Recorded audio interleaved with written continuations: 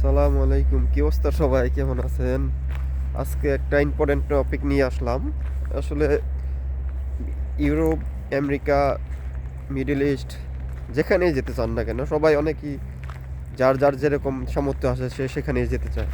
আসলে গেলেই তো হবে না, আপনি সেটেল কীভাবে হবেন সেই চিন্তা করে আগে আসতে হবে। এটা নিয়ে প্রশিক্ষণ যেভাবেই হোক, আপনার মনে করেন আপনি যেখানে যেতে চান তার অবশ্যই রিলেটিভ থাকলে ভালো হয়, আর যদি ভালো না থাকে বন্ধু বান্ধব আত্মীয় স্বজনের কাছ থেকে কিছু একটা পরামর্শ নিয়ে যাবেন যে কী কাজ শিখলে ভালো হয়, কার কাছে যাবেন, তারা কি কাজ করে, কত টাকা ইনকাম করে, থাকা খাওয়া কীরকম যায়, তাই না? দেখা গেল আসলো আপনি এখানে ইউরোপ আসেন, মিডল ইস্ট আসেন বা আমেরিকা আসেন, যেখানেই আসেন, দেখা গেল আপনি আসলেন কিন্তু টাকা কামাইতে পারতেছেন না, সেটেল হইতে পারতেছেন না। তাই আগেই পরামর্শ করে আসেন, কারণ এখানে টাকা একবার যদি আপনি দিয়ে দেন, যেভাবে হোক, অল্প টাকাতে আসেন বেশি টাকাতে আসেন, একবার টাকা দিয়ে দিলে তো এই টাকাটা রিটার্ন পাবেন না।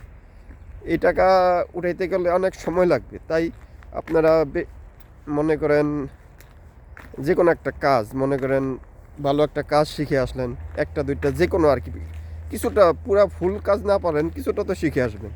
আর ইম্পর্টেন্ট, সবচাইতে মেইন ইম্পর্টেন্ট হলো ভাষা। আপনি যেই দেশে যান না কেন সেই দেশের ভাষা অবশ্যই লাগবে আপনার।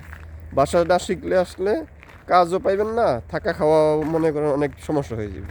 যেহেতু কাজ না করতে পারবেন না, তাই থাকা খাওয়া তো প্রবলেম হবে, ওই দেশের থেকে টাকা নিয়ে খেতে হবে।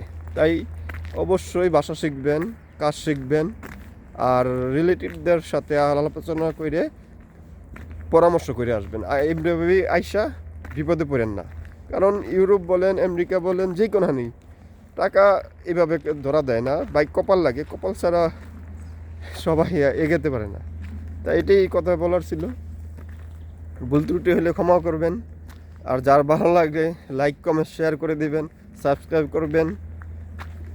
ওকে, পাশে থাকবেন। আল্লাহ হাফেজ, বাই বাই।